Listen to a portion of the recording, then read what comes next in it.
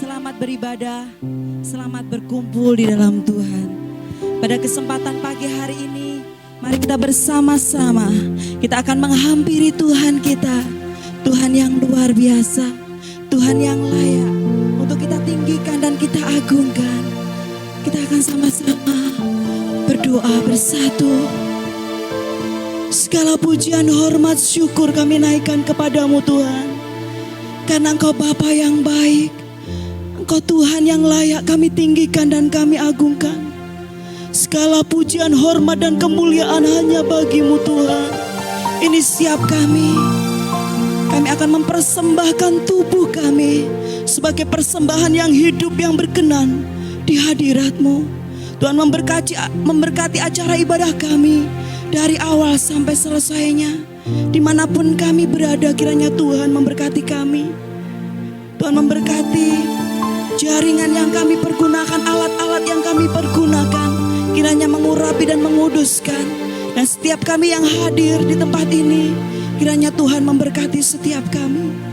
Terima kasih Tuhan, terima kasih.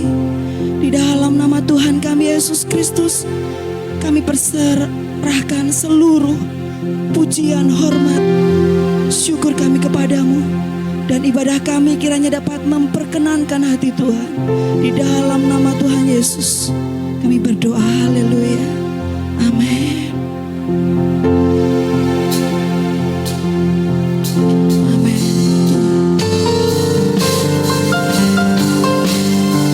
Haleluya Tuhan, puji Tuhan, haleluya.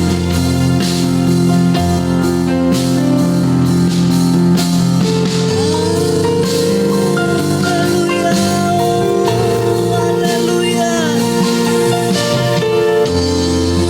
Alam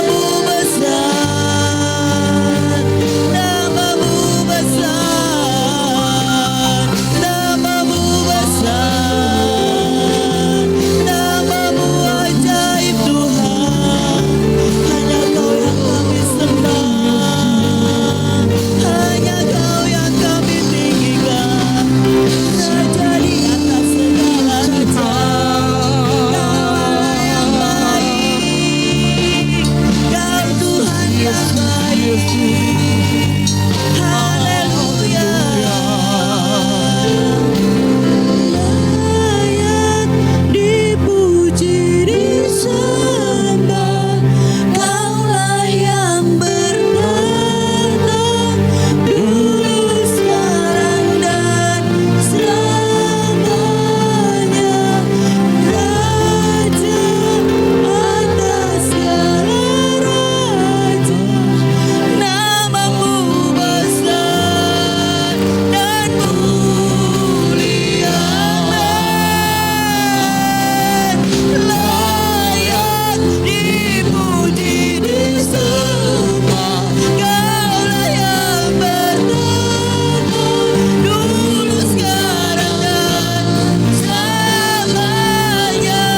Raja atas segala raja, namamu besar dan mulia. Namamu besar dan mulia. Namamu besar dan mulia. Beri kemuliaan yang meriah buat Tuhan kita. Terima kasih Tuhan.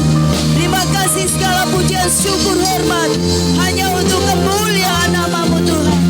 Haleluya Tuhan. Terima kasih Tuhan. Amin. Puji Tuhan. Haleluya. Tuhan kita luar biasa buat kita. Amin. Haleluya. Kita akan sama-sama katakan, aku wis karewel Gusti. Aku akan mensyukuri senantiasa apa yang Tuhan berikan buat setiap kita. Amin. Kita akan bersuka cita hari ini.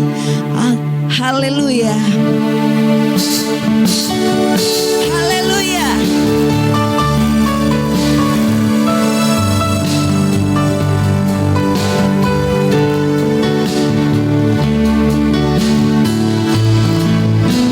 Aku wis gak rewel Gusti. Aku wis gak rewel Gusti. Tak syukuri sing dadi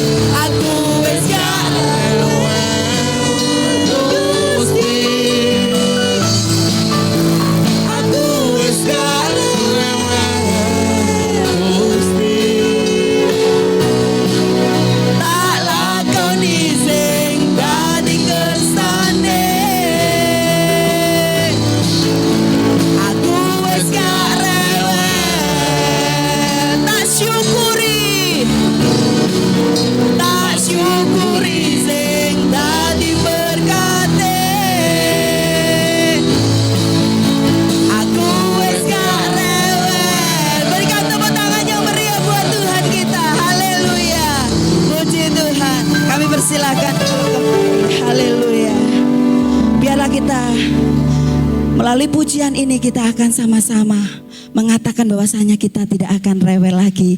Karena kita senantiasa mensyukuri anugerah Tuhan dalam hidup kita. Apapun yang Tuhan izinkan terjadi dalam diri kita, hanya Tuhan yang sanggup memberkati, memulihkan, dan menolong kita tepat pada waktunya. Bersama-sama kita akan persiapkan hati kita. Kita akan katakan sama-sama pujian ini. Hanya Kau Tuhan hidupku. Hanya Kau Tuhan di hidupku. Kau berikan hidupku. Kau berikan hidup yang baru. Darahmu menyucikan. Darahmu menyucikan seluruh hidup. Ku nyatakan, Kau nyatakan, Kaulah segalanya. Hanya Kau Tuhan di hidupku. Hanya Kau Tuhan di hidupku. Kau berikan hidup yang baru. Kau berikan hidup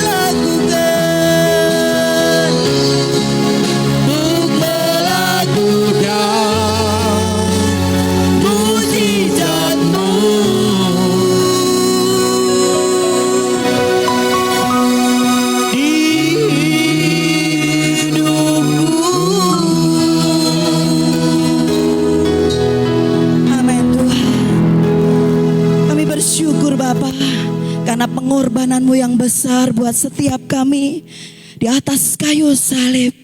Sehingga setiap kami dapat mengalami pemulihan. Setiap kami yang sakit dapat mengalami kesembuhan. Kami yang susah dihiburkan. Kami yang lemah dikuatkan. Kami yang memiliki masalah persoalan, Tuhan berikan jalan keluar tepat pada waktu-Mu Tuhan. Terima kasih Tuhan. Inilah puji-pujian yang kami dapat naikkan ke hadirat-Mu. Kiranya puji-pujian kami dapat berbau harum dan dapat menyenangkan hati-Mu ya Bapa.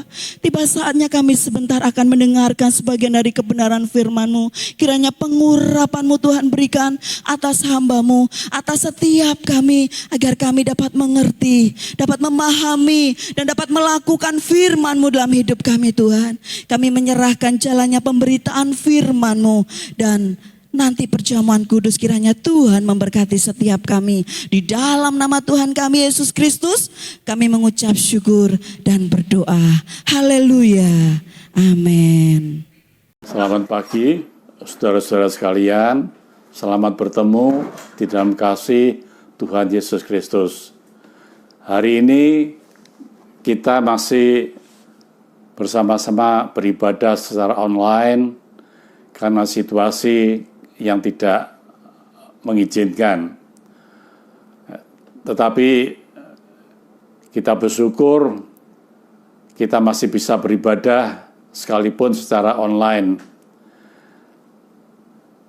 Kalau misalnya peristiwa yang sekarang terjadi pada kira-kira 20 tahun yang lalu, maka kita akan kesulitan untuk beribadah secara online. Ya, sebab teknologi masih belum mengizinkan pada waktu itu. Ya, tapi puji Tuhan, pandemi ini terjadi pada saat sekarang di mana teknologi telah memungkinkan kita untuk bisa beribadah secara online. Puji nama Tuhan. Firman Tuhan yang akan saya sampaikan pagi hari ini, saya beri judul Buluh yang terkulai dan sumbu yang pudar. Kita akan sama-sama membaca di dalam kitab Nabi Yesaya pasal 42 ayat 1 sampai 3. Yesaya 42 ayat 1 sampai 3. Demikian bunyinya. Lihat, itu hambaku yang kupegang, orang pilihanku yang kepadanya aku berkenan. Aku telah menaruh rohku ke atasnya, supaya ia menyatakan hukum kepada bangsa-bangsa. Ia tidak akan berteriak atau menyaringkan suara atau memperdengarkan suaranya di jalan. Buluh yang patah terkulai tidak akan diputuskannya, dan sumbu yang pudar nyalanya tidak akan dipadamkannya, tetapi dengan setia ia akan menyatakan hukum. Haleluya. Ayat yang baru saja kita baca ini menceritakan tentang nubuatan. Nabi Yesaya menubuatkan akan ada seorang hamba Tuhan, ya, orang pilihan, ya. Dan ini tidak lain adalah nubuatan tentang putra manusia Yesus. Kedatangan putra manusia Yesus yang pertama, di mana dikatakan dia akan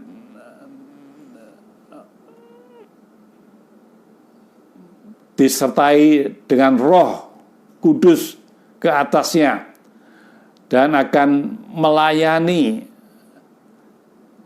bangsa-bangsa, menyatakan hukum kebenaran kepada bangsa-bangsa. Dan salah satu misinya dikatakan dia akan menolong orang-orang yang dalam kelemahan, yang digambarkan sebagai buluh yang patah terkulai, tidak akan diputuskannya, dan sumbu yang pudar nyalanya tidak akan dipadamkannya. Haleluya. Putra manusia Yesus datang ke dalam dunia dengan tujuan menyelamatkan manusia. Dia datang mencari domba-domba yang sesat, jiwa-jiwa yang terhilang. Ini digambarkan di dalam perumpamaan bagaimana dia sebagai gembala yang baik mencari domba yang sesat. Haleluya. Haleluya. Dan sebagai seorang perempuan yang mencari dirhamnya yang terhilang, dan juga sebagai seorang bapak menantikan kedatangan anaknya yang terhilang. Itulah misi dari Tuhan Yesus. Dia datang untuk mencari jiwa-jiwa yang sesat, jiwa-jiwa yang terhilang. Dia bukan Tuhan yang pasif, tetapi secara aktif menyelamatkan manusia. Karena itulah dia rela menjadi manusia, menjadi seorang hamba, bahkan menyerahkan nyawanya bagi jiwa-jiwa yang terhilang. Haleluya. Kita melihat dia bekerja dengan sungguh-sungguh, dengan penuh tanggung jawab. Dia tidak bekerja setengah-setengah.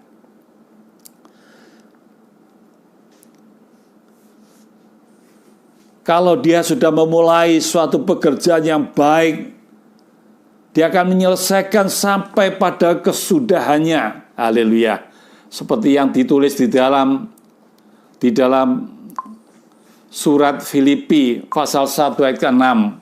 Filipi 1 ayat ke-6 mengatakan, akan hal ini aku yakin sepenuhnya, yaitu Ia yang memulai pekerjaan yang baik di antara kamu akan meneruskannya sampai pada akhirnya pada hari Kristus Tuhan. Puji nama Tuhan. Dia betul-betul bertanggung jawab menyelamatkan manusia, penuh dengan penyerahan diri, penuh dengan pengabdian.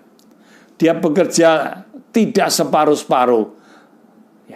Dia akan menyelamatkan sampai sempurna. Seperti orang menanam pohon, dia ingin kalau pohon yang ditanamnya, ya tidak lain adalah gambaran kita semuanya sebagai manusia. Dia berharap pohon yang ditanamnya itu akan tumbuh dengan subur, makin tinggi, makin besar dan kuat, bahkan sampai berbuah-buah. Itulah harapan Tuhan untuk kita semuanya. Namun kita melihat dalam proses pertumbuhan, maka kadang-kadang timbul problem, timbul masalah, ya, karena angin, karena hujan, maka bisa terjadi bahwa salah satu cabang atau bulu menjadi terkulai. Dan bisa-bisa menjadi patah. Demikian pula dengan orang percaya. Karena berbagai problem, berbagai masalah, badai kehidupan, maka seorang bisa menjadi lemah. Seperti yang terjadi masa kini dengan adanya pandemi COVID-19 ini, yang mendatangkan macam-macam kesukaran, ya, baik dalam rumah tangga, baik dalam pekerjaan. Ya, kita melihat perekonomian sangat terganggu, bukan saja di negara kita, tetapi di seluruh dunia. Ya, berapa banyak pabrik-pabrik, perusahaan-perusahaan yang ditutup sehingga terjadi PHK besar-besaran di mana-mana. seperti saat ini terjadi pembatasan secara darurat pergerakan manusia, PPKM, sehingga tempat-tempat keramaian seperti mal-mal harus tutup selama hampir 1 bulan. Tentunya ini akan mendatangkan masalah dalam perekonomian. Dengan adanya bermacam-macam badai kehidupan ini, maka banyak orang keadaannya seperti buluh yang terkulai. Kehilangan semangat, kehilangan gairah. Dan ini kalau diteruskan akan menjadikan buluh itu menjadi patah. Haleluya. Demikian juga sebagai orang percaya. Karena macam-macam kesulitan ini membuat orang jadi lemah. Imannya jadi lemah. Sehingga lama-lama kalau dibiarkan, orang seperti ini bisa undur. Haleluya. Nah, seperti jemaat di Efesus yang ditulis dalam Wahyu pasal 2 ayat 14. Mereka dikatakan kehilangan kasih yang semula. Semula artinya mereka dahulunya bersemangat, penuh dengan gairah, berapi-api, bernyala-nyala untuk mengikut Tuhan, beribadah, melayani Tuhan. Tetapi karena bermacam-macam persoalan, maka dikatakan mereka kehilangan kasih yang semula. Hidup orang percaya juga digambarkan seperti pelita. Seperti pelita, sumbu yang menyala. Dan diharapkan sebagai pelita, dia bisa menyala terus. Seperti pelita emas yang ada di dalam kemah suci, di dalam ruangan suci. Maka pelita itu tidak boleh padam. Imam harus menjaga supaya pelita yang ada di dalam ruangan suci tidak padam. Sebab kalau padam, ruangan itu akan jadi gelap. Jadi imam harus dengan teliti menjaga pelita itu tidak sampai padam. Dengan cara membersihkan sumbunya. Barangkali timbul kerak-kerak yang harus dibersihkan dengan sepit emas. Dan juga minyaknya tidak boleh kosong, harus selalu terisi. Jadi diharapkan pelita itu tetap menyala. Namun ternyata dalam proses, itu gambaran juga kehidupan kita, diharapkan agar kita menjadi pelita yang menyala. Dikatakan kita ini adalah terang dunia. Kita dipakai sebagai terang dunia. Tuhan berharap sebagai terang dunia jangan sampai padam. Kita harus menyala terus. Hendaklah rohmu menyala-nyala dan layanilah Tuhan. Tetapi dalam perjalanan hidup, dalam proses kehidupan, karena tiupan kesenangan duniawi, pengaruh-pengaruh dunia, maka pelita ini bisa jadi pudar.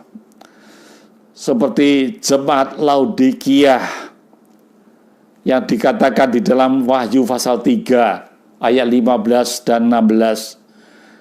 Mereka dikatakan panas tidak, dingin juga tidak. Mereka kehilangan semangat. Pelitanya mulai padam. Karena apa? Karena mereka berpuas diri. Mereka merasa sudah cukup tidak kekurangan. Ya, mereka kaya secara jasmani, mereka berkelimpahan.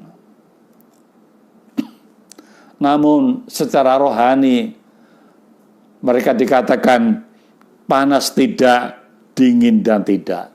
Seperti sumbu yang pudar, sumbu yang berasap. Haleluya. Nah, Tuhan kalau melihat keadaan seperti ini, Tuhan tidak tinggal diam. Tuhan tidak pernah menyerah. Dia akan berusaha bagaimana bulu yang terkulai ini bisa dipulihkan, bisa kuat kembali, bisa tegak kembali. Dan sumbu yang berasap yang hampir padam bisa menyala kembali. Dia akan berusaha dengan segala cara. Dia akan mengejar kita terus. Kalau dia melihat kita mulai lemah, kita mulai undur, dia akan mengejar kita. Berapapun harganya, dia akan berusaha mengembalikan kita, memulihkan kita. Haleluya. Sehingga kita tidak terkulai terus. Dia berharap kita bisa kuat kembali, tegak kembali, bersemangat kembali. Haleluya.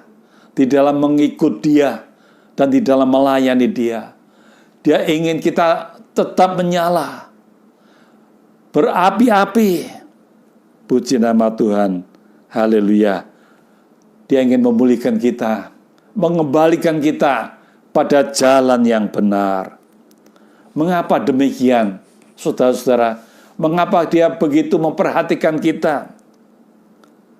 Saudara-saudara, tidak lain karena dia begitu mengasihi kita, begitu mencintai kita.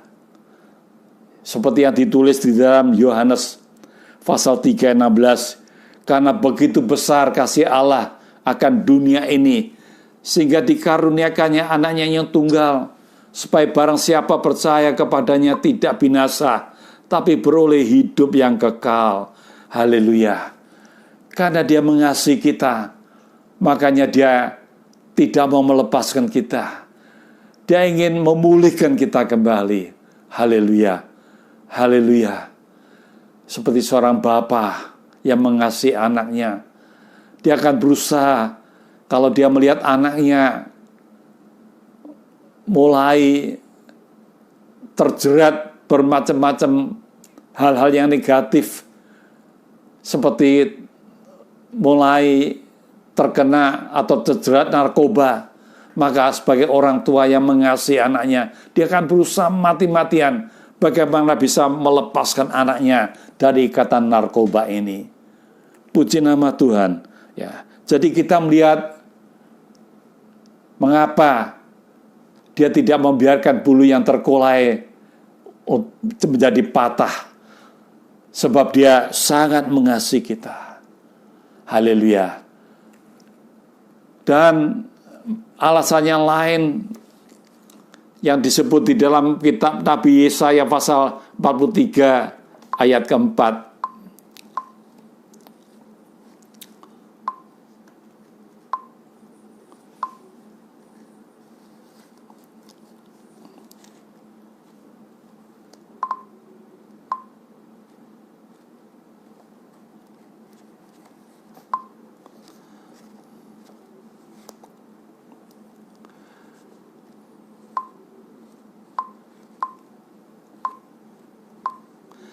Yesaya 43 ayat keempat mengatakan, oleh karena engkau berharga di mataku dan mulia, dan aku ini mengasihi engkau, maka aku memberikan manusia sebagai gantimu dan bangsa-bangsa sebagai ganti nyawamu. Jadi saudara-saudara, inilah mengapa dia menolong kita, ingin menyelamatkan kita karena kita berharga di mata Tuhan. Haleluya. Ya, Dia telah membeli kita dengan harga yang mahal, dengan darahnya sendiri, dengan nyawanya sendiri Dia menebus kita. Begitu berharganya kita, saudara-saudara, sehingga Dia rela mengorbankan nyawanya untuk kita. Ya, bahkan dalam ayat yang lain dalam kitab Nabi Zakaria pasal 2 ayat 8 dikatakan kita ini seperti biji matanya Tuhan. Haleluya. Begitu berharga. Dia tidak akan mengizinkan seseorang menjamah biji matanya. Haleluya. Mengganggu kita. Ya, itulah sebabnya maka Dia menolong kita. Ingin menyelamatkan kita.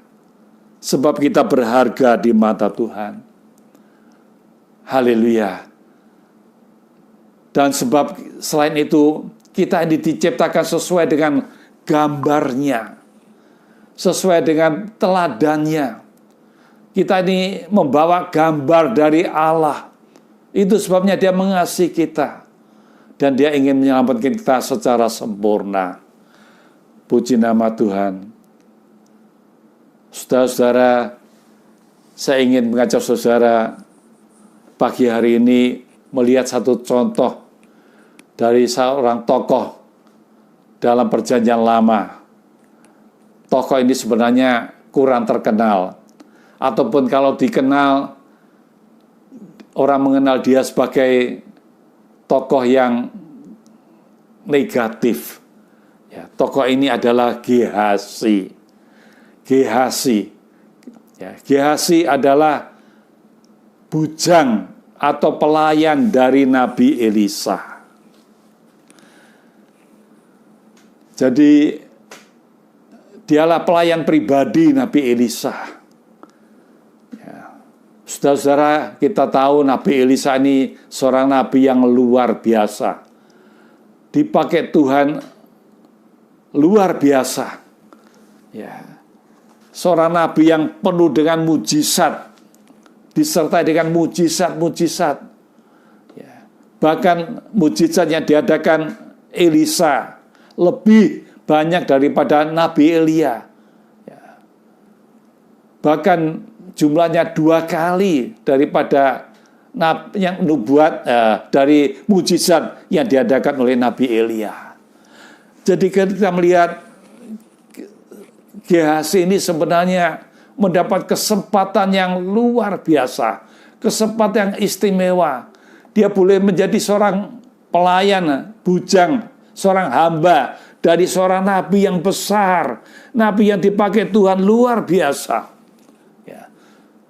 Sebenarnya dia bisa menyerap hal-hal yang indah dari Nabi Elisa.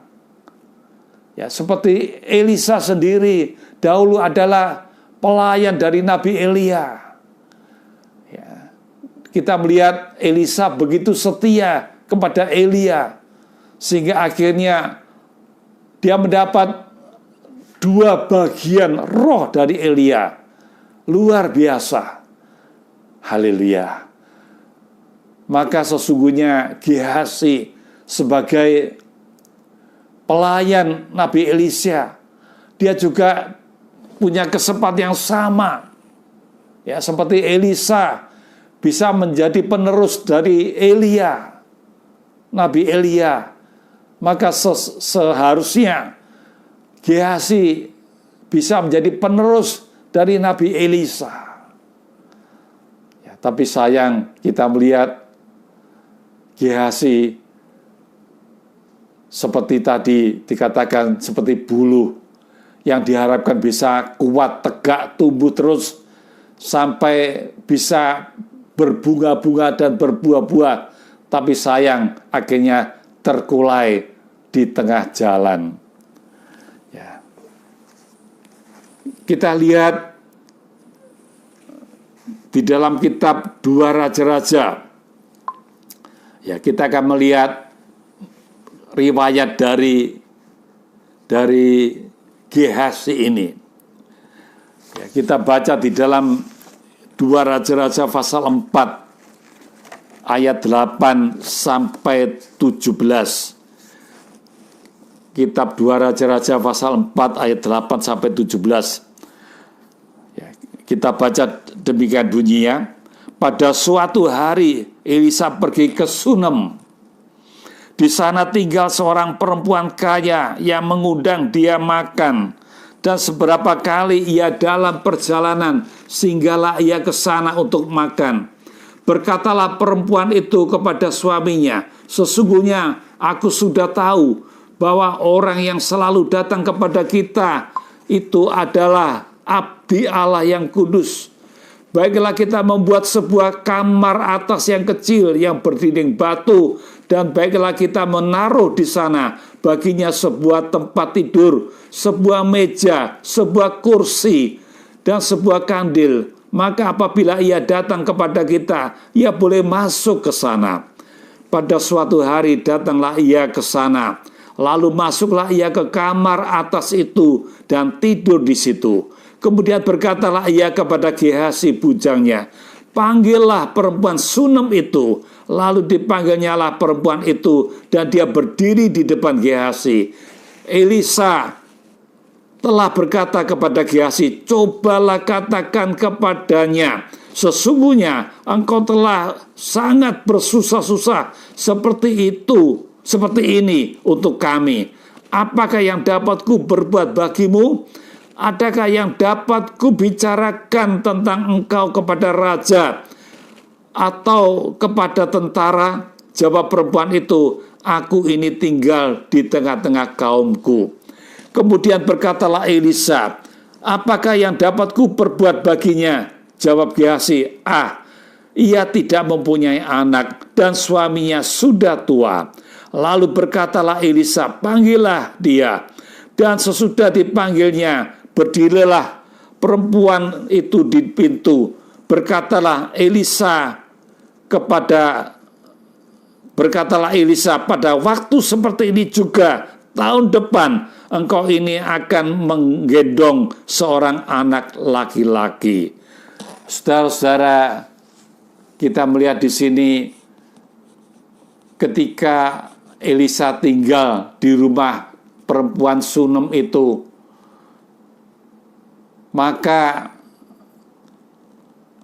kalau dia ingin mengatakan sesuatu kepada perempuan tadi, dia tidak berkata langsung, namun dia menyuruh Gehazi untuk mengucapkan kata-kata, mengucapkan pesan, pertanyaan, dan lainnya melalui Gehazi. Jadi kita melihat di sini Gehazi ini seolah-olah menjadi juru bicara dari Elisa. Haleluya. Ini artinya Gehazi menjadi orang kepercayaan dari Elisa.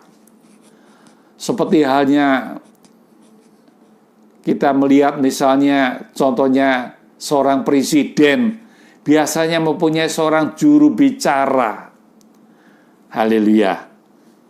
Dan tentunya sebagai juru bicara itu adalah orang yang bisa dipercaya.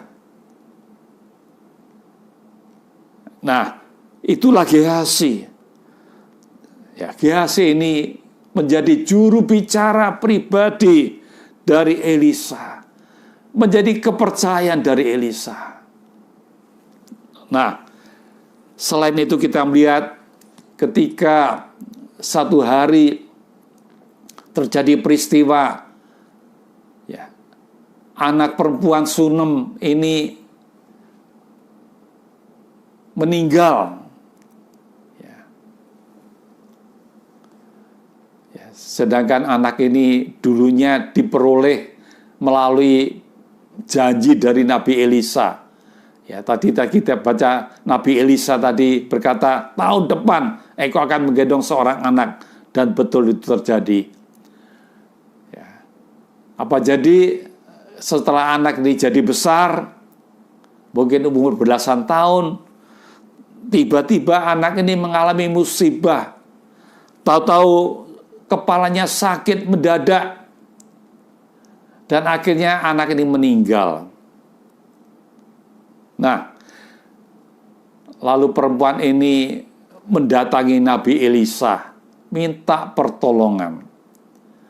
Minta pertolongan kepada Nabi Elisa. Pada waktu itu Nabi Elisa menyuruh Gehazi, seperti yang ditulis di dalam kitab Raja-Raja pasal 4 ayat 29. Ya. Maka berkatalah Elisa kepada Gehazi, ikatlah pinggamu, bawalah tongkatku ini di tanganmu, dan pergilah. Apabila engkau bertemu dengan seseorang, janganlah beri salam kepadanya. Dan apabila seseorang memberi salam kepadamu, janganlah balas dia. Kemudian taruhlah tongkatku ini di atas anak itu. Jadi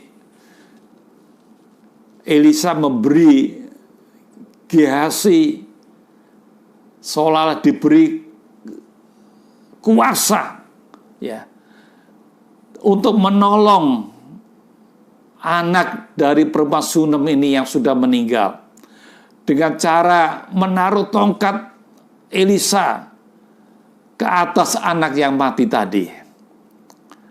Jadi dia diberi hak istimewa untuk bisa menolong, menghidupkan kembali, membangkit kembali anak perempuan Sunem ini. Ya. Tentu ini bukan perbuatan yang biasa. Ini yang satu perbuatan, satu tindakan yang luar biasa. Dia diberi wewenang untuk bisa membangkitkan putra dari perempuan Sunem ini. Haleluya. Tentunya Nabi Elisa menyuruh ini bukan kepada orang sembarangan. Ya. Dia berikan ini kepada Gehazi, berarti Gehazi ini orang yang sungguh-sungguh bisa dipercaya. Sekalipun akhirnya Gehazi telah meletakkan tongkat Nabi Elisa ke atas anak tadi, dan anak itu tetap tidak bangun. Ya. Tapi ini seolah-olah menjadi satu latihan untuk Gehazi, untuk dia bisa terlibat di dalam misi daripada Nabi Elisa. Ya. Saudara-saudara, ini menjadi harapan dari Nabi Elisa agar satu kali Gehazi bisa menggantikan dia, meneruskan misinya. Ya, inilah harapan daripada Nabi Elisa. Tapi sayang sekali apa yang terjadi kemudian. Kalau kita membaca dalam kitab 2 Raja-Raja pasal yang kelima, ketika itu datang seorang panglima dari Aram yang namanya Naaman, yang terkena sakit kusta.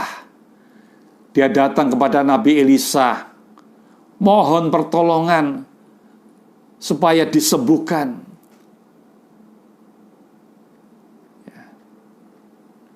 Dan puji Tuhan, akhirnya oleh pertolongan Tuhan melalui Nabi Elisa, Naaman bisa disembuhkan. Sesudah dia menceburkan atau mandi di sungai Yordan 7 kali, maka kustanya hilang. Dia sembuh secara total. Haleluya. Dan sebagai ungkapan terima kasih, Naaman ingin memberikan hadiah kepada Elisa. Dan dia sudah membawa hadiah begitu banyak dari negerinya. Dikatakan dia membawa 10 talenta perak. Ya, 10 talenta perak kira-kira 340 kilo perak.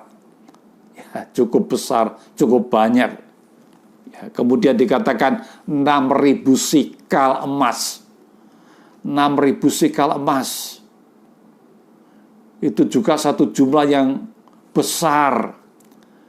Ya, kalau saya hitung-hitung 1 sikal itu 11 gram lebih. Berarti kalau 6.000 sikal, itu saya hitung-hitung hampir 70 kilo emas. Jumlah yang sangat besar. Dan 10 potong pakaian. Ya, kita mengerti pakaian pada masa itu barang yang sangat berharga. Nah, saudara, dia bawa itu sebagai hadiah untuk Nabi Elisa. Tapi dengan tegas Nabi Elisa menolak. Gehazi yang melihat kejadian itu, dia tidak tahan. Ya. Dia berpikir ini kesempatan. Kenapa Elisa menolak? Dapat hadiah begitu banyak, kenapa ditolak? Ya. Lalu kemudian dia memakai muslihat, menipu Naaman. Ya, sesudah Naaman pulang, dia kejar Naaman. Ya.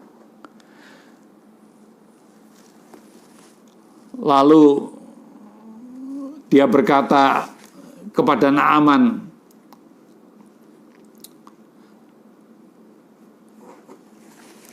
ya, kita baca di dalam 2 Raja-Raja pasal 8 ayat 19.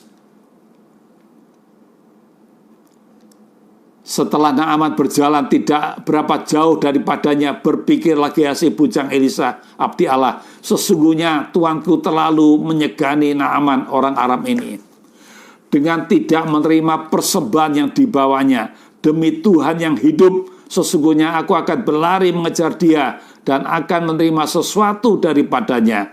Lalu Gehazi mengejar Naaman dari belakang. Ketika Naaman melihat ada orang berlari-lari mengejarnya, turunlah ia dengan segera dari atas kereta untuk mendapatkan dia dan berkata, "Selamat." Jawabnya, "Selamat." Tuanku Elisa menyuruh aku mengatakan, baru saja datang kepadaku 2 orang muda dari pegunungan Efraim, dari antara rombongan Nabi. Baiklah, berikan kepada mereka setalenta perak dan 2 potong pakaian. Naaman berkata, "Silakan, ambillah 2 talenta." Naaman mendesak dia dan membungkus 2 talenta perak dalam 2 pundi-pundi dan 2 potong pakaian, lalu memberikannya kepada 2 bujangnya. Mereka ini mengangkut semuanya itu di depan Gehazi. Ya, dengan tipu muslihat, Gehazi menipu Naaman sehingga dia mendapat hadiah dari Naaman 2 talenta perak dan 2 potong pakaian. Jumlah yang cukup besar untuk masa itu, sehingga diperlukan 2 orang bujang untuk mengangkatnya, ya, bersama-sama dengan Gehazi. Apa jadi memang orang tidak tahu, tapi Tuhan tahu. Lalu melalui Nabi Elisa, ya, karena perbuatan Gehazi ini, karena ketamakannya, maka dikatakan, engkau sekarang telah menjadi kaya, tetapi penyakit kusta Naaman akan turun ke atasmu dan kepada anak cucumu untuk selama-lamanya. Dan saat itu juga Gehazi terkena kusta bersama dengan anaknya. Terkena kusta itu penyakit yang sangat menjijikan. Pada masa itu dianggap sebagai kutukan Tuhan. Ya, kita tahu dalam peraturan Taurat, orang yang sakit kusta harus meninggalkan kampungnya, kotanya. Dia harus tinggal di luar kota. Dikucilkan dan harus berpakai pakaian yang robek-robek dengan rambut yang terurai, dan setiap kali dia jalan kemana-mana dia harus berkata najis, najis. Ya, kita bisa bayangkan betapa menderitanya orang sakit kusta pada waktu itu. Ya, dia tidak mungkin lagi bisa berkumpul dengan orang lain termasuk keluarganya. Itulah yang dialami oleh Gehazi. Kita bisa membayangkan betapa menderitanya Gehazi pada waktu itu. Dia dikucilkan, dipisahkan dari orang lain, dari sanak keluarganya. Namun, apakah peristiwa itu selesai sampai di situ, tamat sampai di situ? Ya. Kalau kita membaca selanjutnya, peristiwa selanjutnya di dalam kitab 2 Raja-Raja pasal 8. Kitab 2 Raja-Raja pasal 8 ayat 1 sampai ke 6. Dikatakan Elisa telah berbicara kepada perempuan yang anaknya dihidupkannya kembali, katanya, berkemaslah dan pergilah bersama-sama dengan keluargamu dan tinggallah di mana saja engkau dapat menetap sebagai pendatang, sebab Tuhan telah mendatangkan kelaparan yang pasti menimpa negeri ini 7 tahun lamanya. Lalu berkemaslah perempuan itu dan dilakukannya lah seperti perkataan abdi Allah itu. Ia pergi bersama-sama dengan keluarganya, lalu tinggal menetap sebagai pendatang di negeri orang Filistin 7 tahun lamanya. Dan setelah lewat 7 tahun itu, pulanglah perempuan itu dari negeri orang Filistin. Kemudian ia pergi mengadukan perihal rumahnya dan ladangnya kepada raja. Ayat keempat, raja sedang berbicara kepada Gehazi, bujang abdi Allah itu, katanya, cobalah ceritakan kepadaku tentang segala perbuatan besar yang dilakukan Elisa. Sedang ia menceritakan kepada raja tentang Elisa menghidupkan anak yang sudah mati itu, tampaklah perempuan yang anaknya dihidupkan itu datang mengadukan perihal rumahnya dan ladangnya kepada raja. Lalu berkatalah Gehazi, ya tuanku raja, inilah perempuan itu dan inilah anaknya yang dihidupkan Elisa. Lalu raja bertanya-tanya dan perempuan itu menceritakan semuanya kepadanya. Kemudian raja menugaskan seorang pegawai raja menyertai perempuan itu dengan pesan, pulangkanlah segala miliknya dan segala hasil ladang itu sejak ia meninggalkan negeri itu sampai sekarang. Haleluya. Haleluya. Ini satu peristiwa yang luar biasa. Ya. Perempuan Sunam itu mengalami masalah di mana dia pada waktu masa kelaparan, ya, masa kelaparan,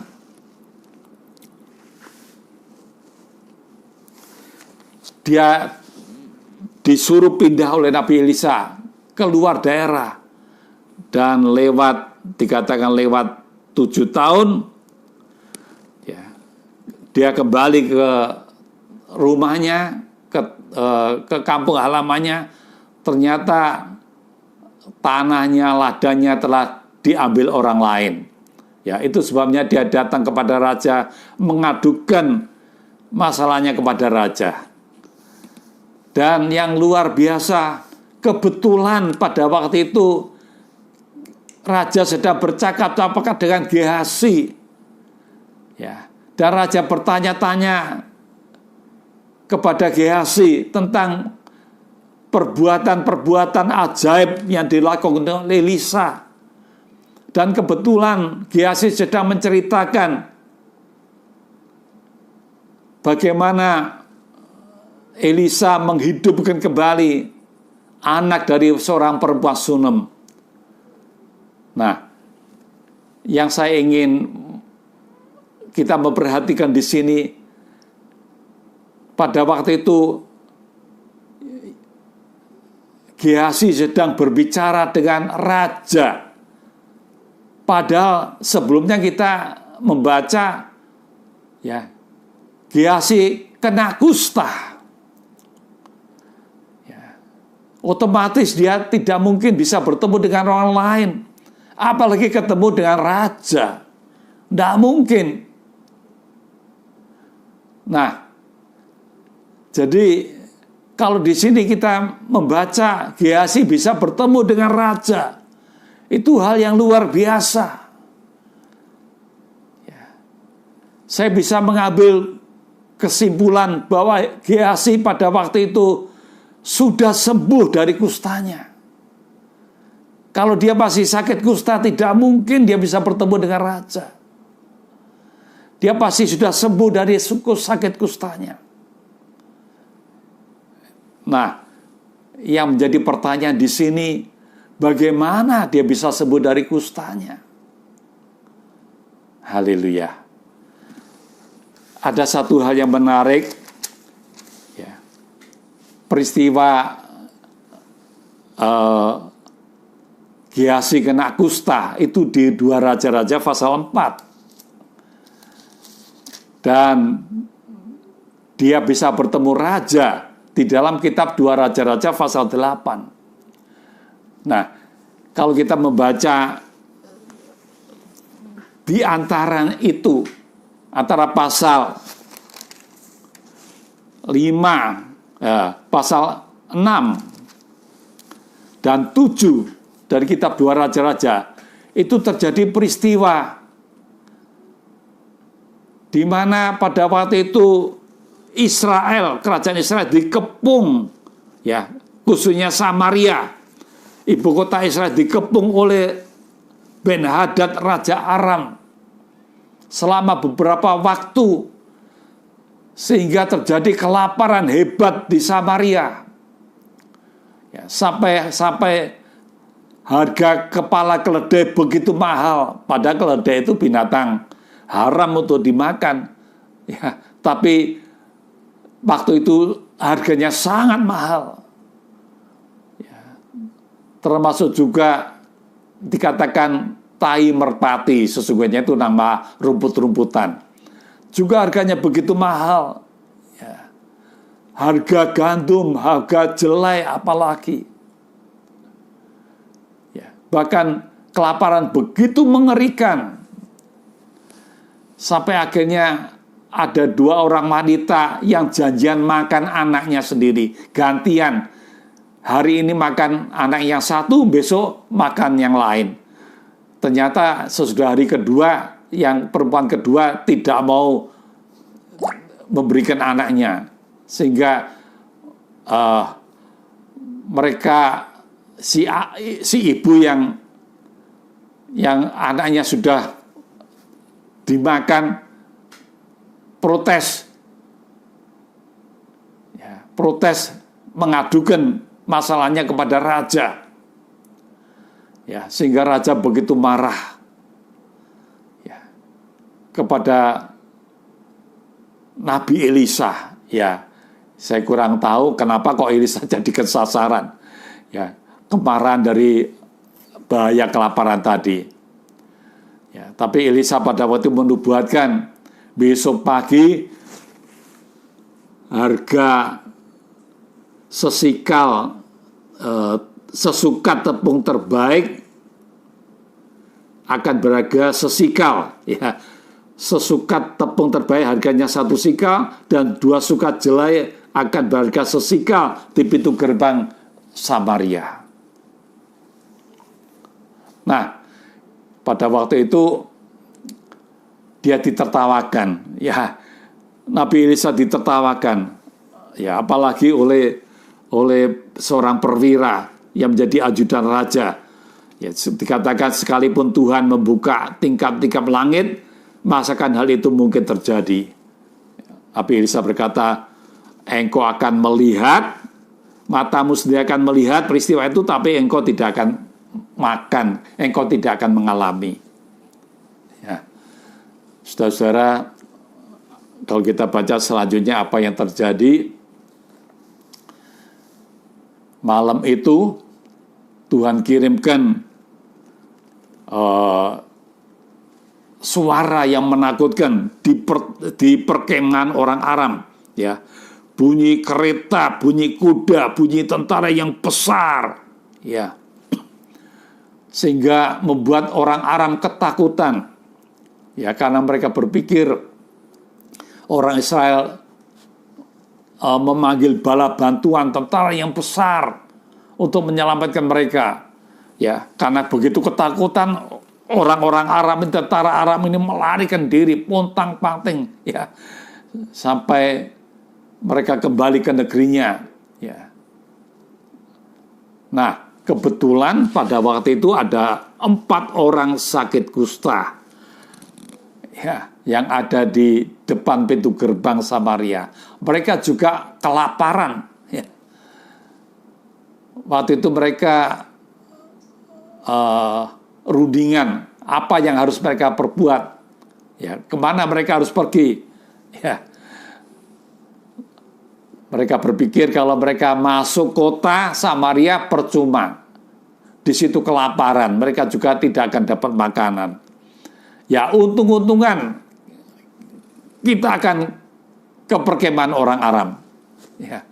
Kalau mereka mengasihani kita dan memberi kita makan, ya kita hidup. Tapi kalau misalnya mereka mau membunuh kita, apa boleh buat? Ya, toh sama saja. Masuk kota mati, ya, jadi sama saja. Untung-untungan barangkali kita masih diberi kesempatan hidup. Ternyata waktu mereka sampai di perkemahan orang Aram, mereka lihat kemahnya kosong semua. Nggak ada orang sama sekali. Ya, kuda-kuda tertambat di sekitar tempat itu. Ya, mereka heran. Ya, mereka masuk ke satu kemah. Wah, di situ mereka dapat makanan. Ya, mereka makan sepuasa. Ya, lalu mereka ambil, ya, emas, perak, pakaian, ya, yang bagus-bagus mereka ambil, mereka sembunyikan ke kemah yang lain. Demikian juga mereka lakukan. Tapi puji nama Tuhan, ya, satu saat mereka berkata, ya, dalam 2 Raja-Raja pasal 7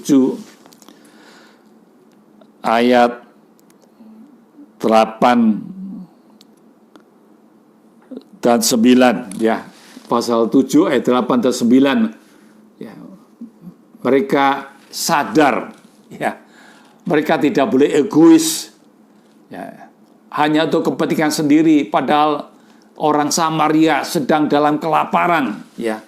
Karena itu mereka berkata dalam 2 Raja-Raja pasal 7 ayat 9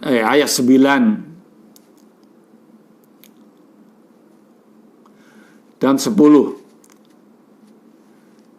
Lalu berkatalah yang seorang kepada yang lain, tidak patut yang kita lakukan ini. Hari ini ialah hari kabar baik, tetapi kita ini tinggal diam saja.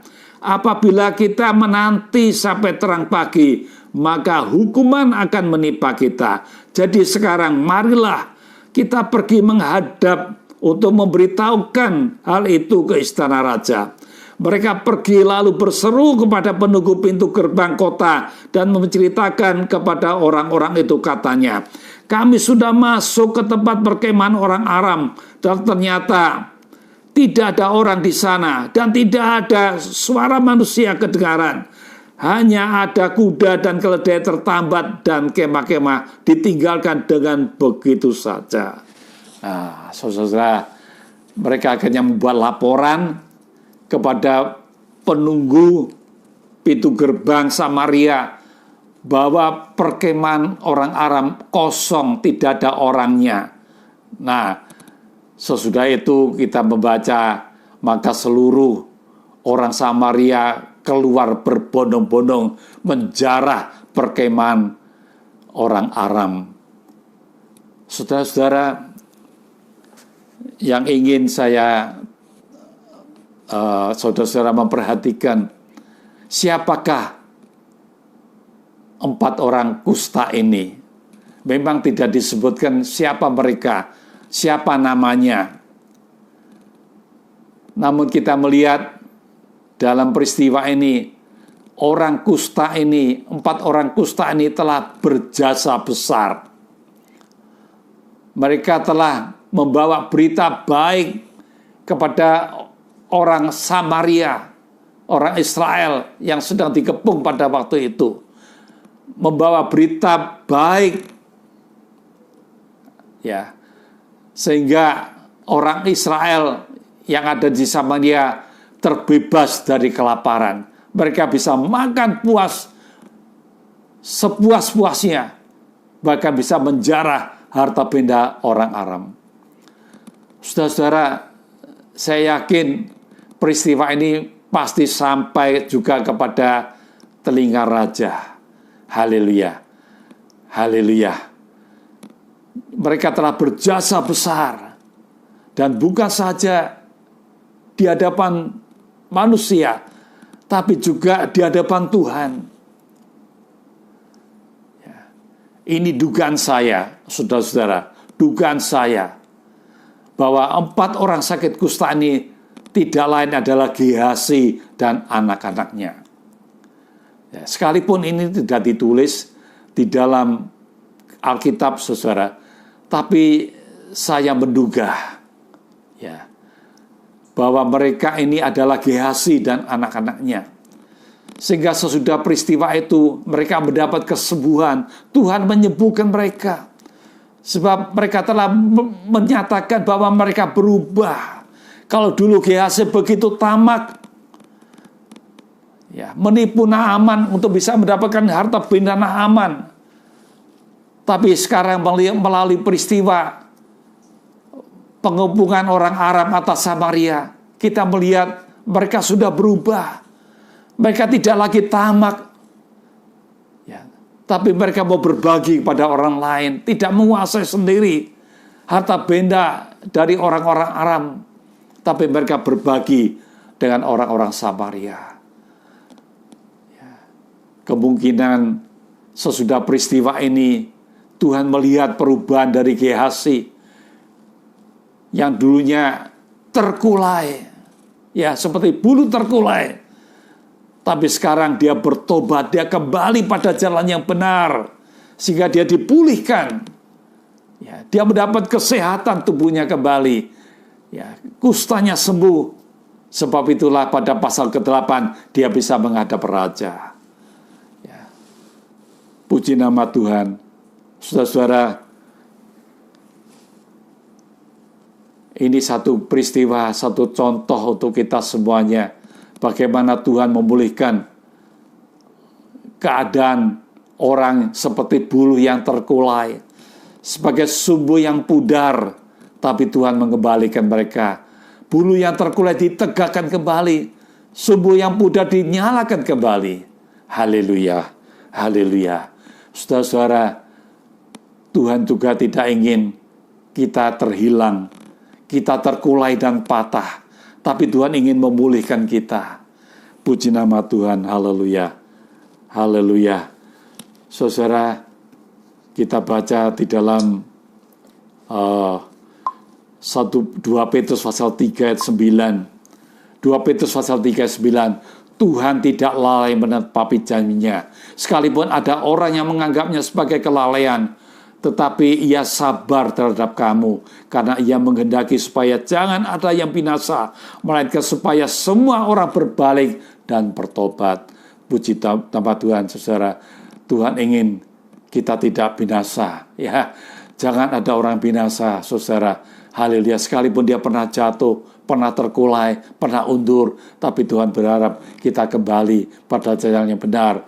Haleluya. Bertobat kembali supaya kita tidak binasa, tetapi beroleh keselamatan. Puji nama Tuhan. Dan mari saudara, kita juga sebagai umat Tuhan, haleluya, mungkin pada masa-masa seperti ini, kita melihat ada saudara kita yang dalam kelemahan, ada saudara kita yang seperti bulu yang terkulai, sebagai sumbu yang pudar, saudara. Oh haleluya.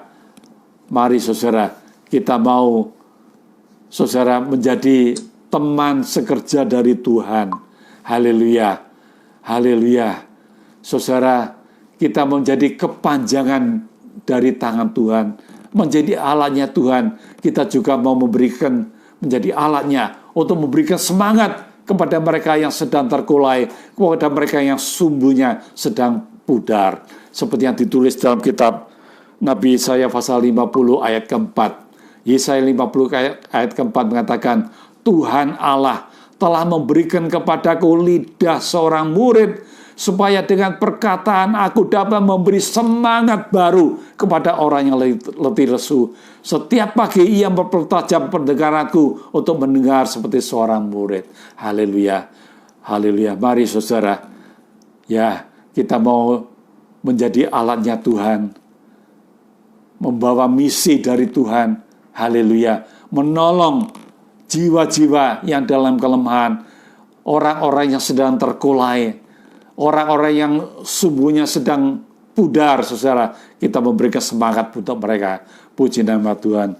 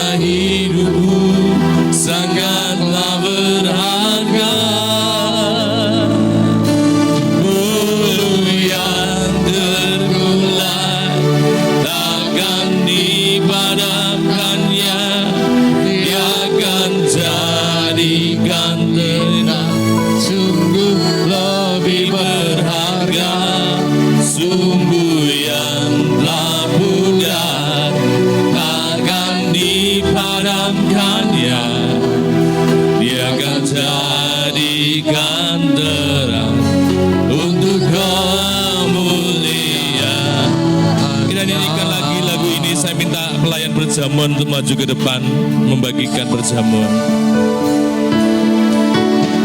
Hidupmu berharga bagi Allah, ada yang tak berkenan di hadapannya. Menciptakan kau surut gambarnya,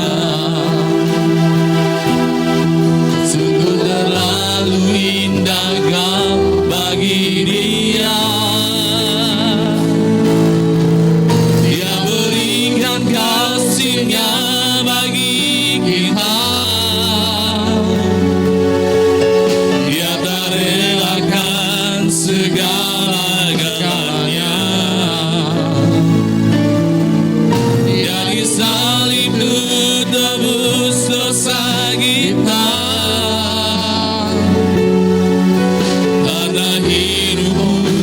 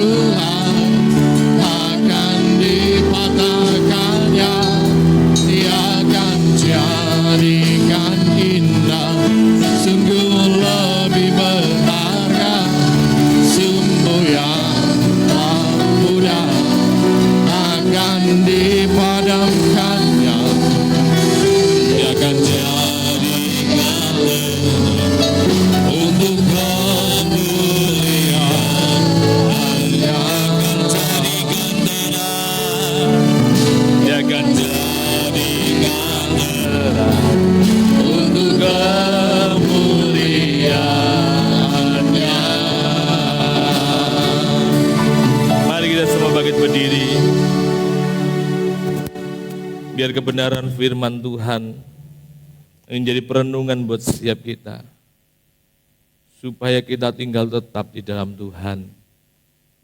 Kita boleh menjadi berkat bagi banyak orang yang membutuhkan hari-hari ini. Mari Bapak Ibu, kita mengangkat roti kita lebih tinggi sebelum kita menikmati perjamuan kudus pada pagi hari ini. Biar setiap kita menguji setiap hati kita. Apakah hati kita sungguh-sungguh berkenan di hadapan Tuhan? Jikalau ada dosa, kesalahan, baik yang disengaja maupun tidak disengaja kita perbuat, minta ampunlah kepada Tuhan. Dan percaya Tuhan pasti mengampuni setiap kita. Dengarkan kebenaran firman Tuhan.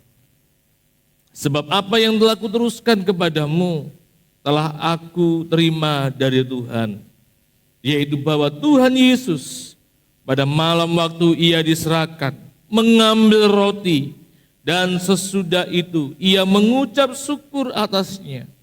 Ia memecah-mecahkannya dan berkata, inilah tubuhku yang diserahkan bagi kamu.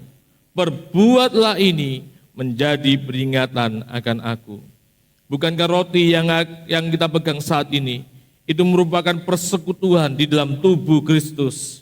Haleluya, amin. Mari kita menikmati.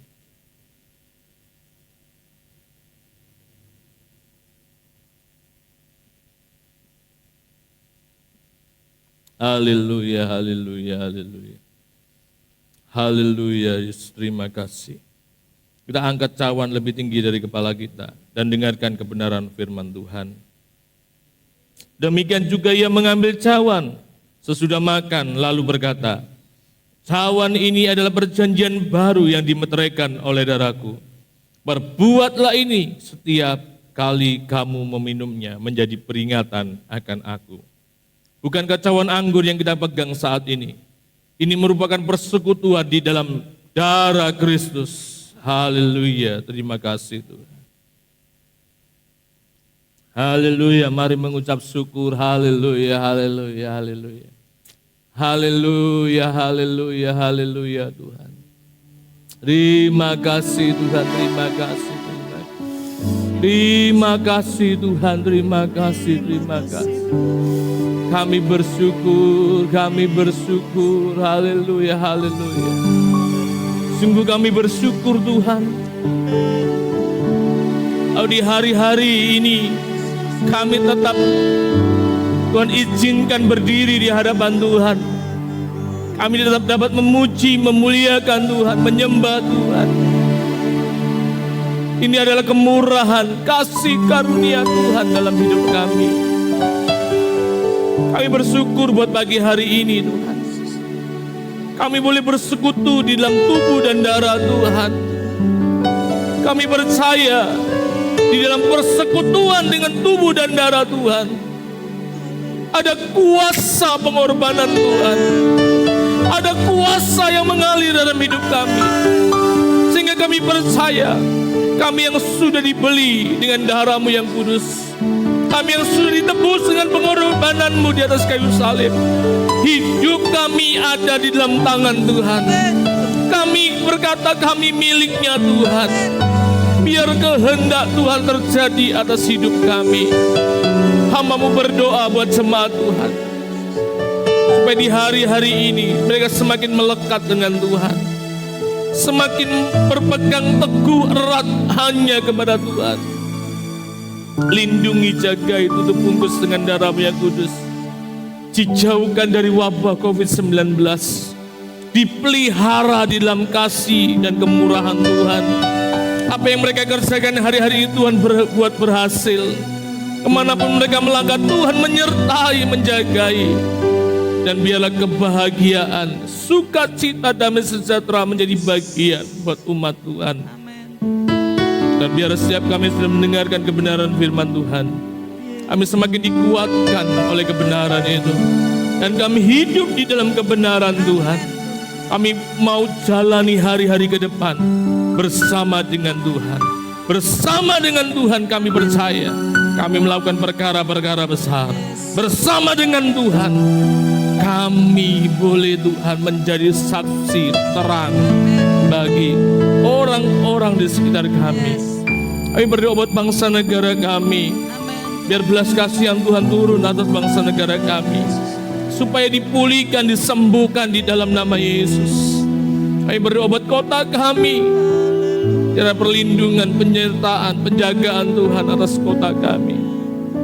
Memberkati para nakes, berkati para dokter, perawat, orang-orang yang mengambil bagian dalam Tuhan menghadapi wabah ini, memberikan perlindungan, penyertaan, penjagaan buat pemerintah pusat sampai daerah, sampai RT RW Tuhan, diberikan otoritas sehingga setiap arahan dari pemerintah itu boleh dipatuhi oleh rakyat.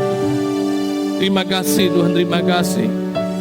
Kami berdoa, hamba berdoa yang sakit, yang mengalami kelemahan tubuh pada pagi hari ini, di dalam nama Yesus jadilah sembuh. Di dalam nama Yesus jadilah sembuh. Yang mengalami permasalahan, dalam nama Yesus mengalami pertolongan Tuhan. Yang mengalami pergumulan, kiranya kehendak Tuhan terjadi. Pemeliharaan Tuhan atas setiap kita. Terima kasih Tuhan, terima kasih. Kami mau mengakhiri ibadah kami pada pagi hari ini. Mari Bapak Ibu, terimalah berkat yang daripada Allah Bapa, kasih sayang di dalam anaknya Tuhan Yesus Kristus, dan penyertaan Roh Kudus menyertai kita sekalian dari hari ini sampai Tuhan datang untuk kali yang kedua. Biar penyertaan Tuhan itu sama seperti saudara berangkat dan saudara pulang di dalam penyertaan Tuhan. Dan biarlah hidup kita selalu ada di dalam kemurahan Tuhan. Di dalam nama Tuhan Yesus. Haleluya. Amin. Shalom, Tuhan Yesus memberkati. Selamat pagi. Amin.